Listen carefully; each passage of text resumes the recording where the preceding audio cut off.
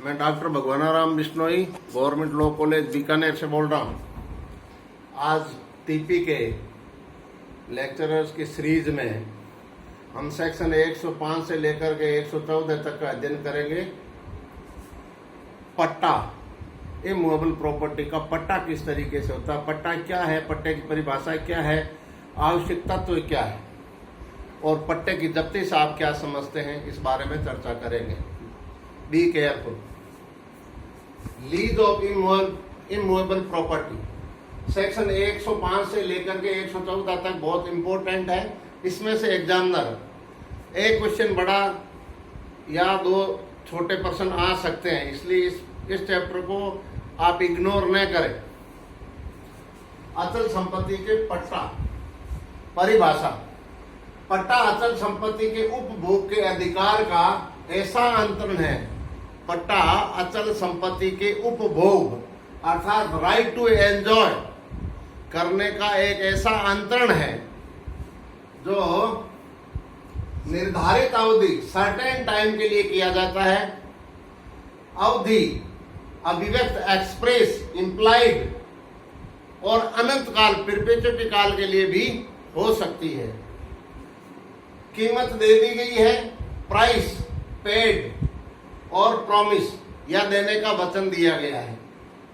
प्रतिफल consideration, consideration क्या हो सकता है, धन मूल्य और सेवा सर्विस या फसलों के हिस्से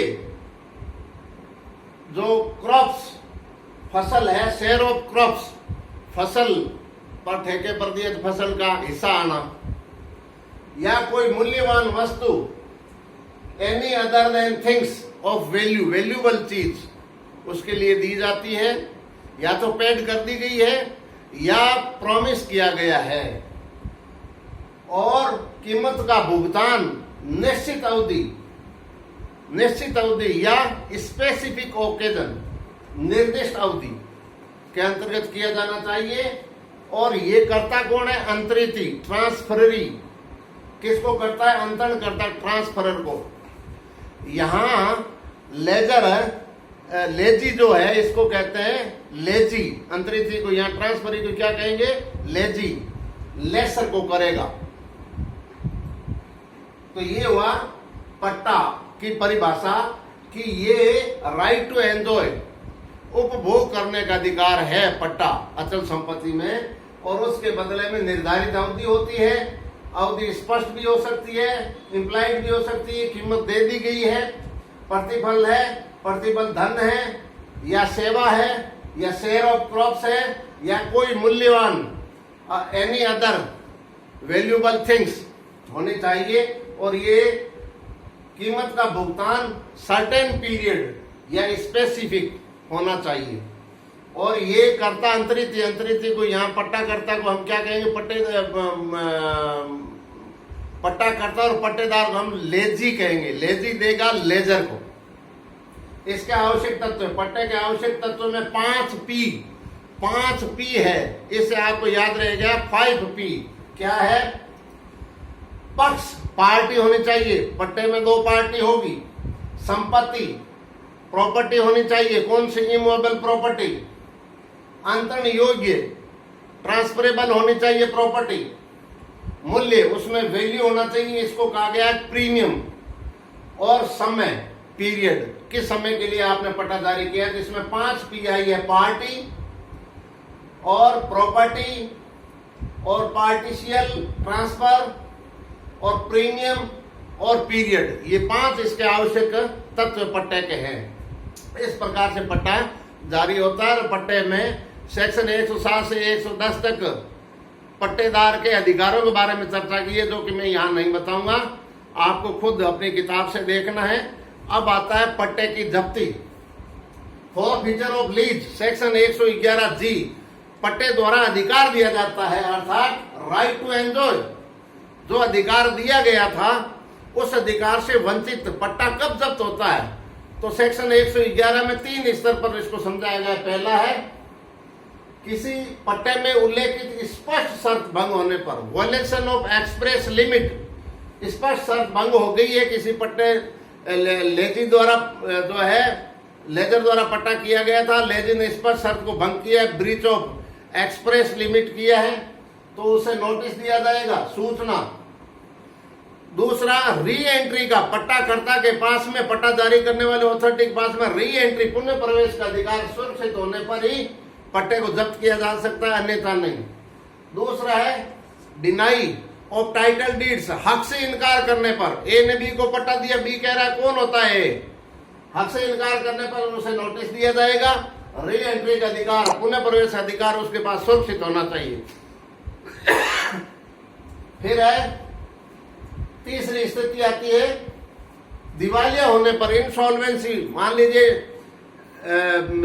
ट्रांसफरी अर्थात लेजी क्या हो गया, दिवालिया हो गया। वही दिवालिया कैसे, कॉम्पिटेंट कोर्ट के द्वारा। ये नहीं कि उल्टा ताला लटका के कह दे मैं दिवालिया हो गया हूं, मैं दिवालिया हो गया, ऐसा नहीं।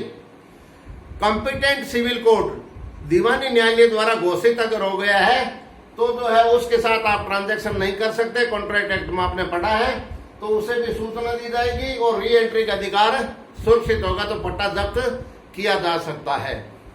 जब्ती का अभितयन, त्याग, waiver of forfeiture of lease, section 112।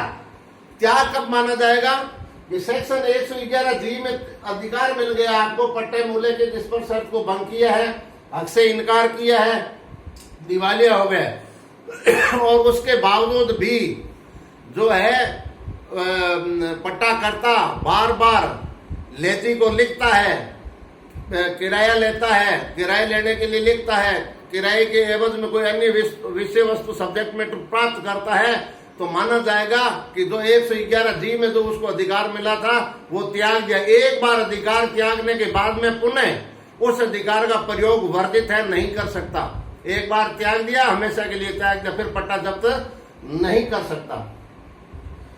अब सेक्शन 114 में है केवल रेंट नहीं दिया है, किराया नहीं दिया है, इस पर शर्त भंग नहीं की है, हक से इनकार नहीं किया है, दिवालिया भी नहीं हुआ है लेजी, लेकिन किराया नहीं दे रहा है, रेंट नहीं दे रहा है सर्टेन टाइम, जो टाइम फिक्स किया गया था, अवधि अभिव्यक्त की गई थी, और उस अवधि के अंतर्गत वो किराया नहीं दे रहा है, तो क्या बचाव है, केवल किराए का चार्ज है, उसके आधार पर पट्टाकर्ता पट्टेदार का पट्टा जब्त करना चाह रहा है, तो न्यायालय बेदखली को नापसंद करती है और न्यायालय कह देगी कि किराया प्लस वाद खर्च प्लस 6% वार्षिक ब्याज का लेजी यदि 15 दिन के भीतर एफिडेविट देता है कि मैं जमा करा दूंगा, तो पट्टे से पट्टा जब्त नहीं किया जाएगा और उसे टाइम दिया जाएगा। अगर 15 दिन के भीतर भी वो जमा करने में समर्थ रहता है तो पट्टा जब्त करके उसको बेदखल कर दिया जाएगा। प्रिमा फेसी न्यायालय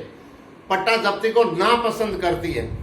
तो प्रिय छात्र छात्राओं, आपसे मिले हुए काफी समय हो गया है, मेरी इच्छा भी है मिलने की, भगवान जल्दी ये लॉकडाउन टूटे और हम फिर असेंबल हो, और समय का अभाव है और पट्टे को पढ़ाने के लिए 5-6 दिन लगते हैं। मैंने प्रयास किया है चंद मिनटों में आपको समझाने का, कोशिश करें, अपनी पुस्तक लें, और जितने भी वीडियो अन्य टीचर्स या मेरा या किसी को भी आ रहा है तो आप लाइक कीजिए, उसमें कमेंट कीजिए, ताकि सरकार हमसे पूछती है कि भी आपने क्या पढ़ाया, क्या कमेंट आया, क्या डिस्कशन हुआ बच्चों के साथ में, तो आप कमेंट भी करें, लाइक भी करें। हमारी शक्ति तो आप है और आपके बगैर हम अधूरे हैं। इच्छा बहुत करती है पढ़ाने की, लेकिन फिर भी ये एक मीडिया के माध्यम से अपने को समय मिला है, इसको मैं धन्यवाद देता हूं। और लॉकडाउन के दौरान सुरक्षित रहे, घर में रहे और पढ़े। ये समय पढ़ने का, विचार करने का, अच्छे अंक लाने के लिए आपको ये समय मिला है, इसका दुरुपयोग न करें प्लीज। जय हिंद, जय भारत।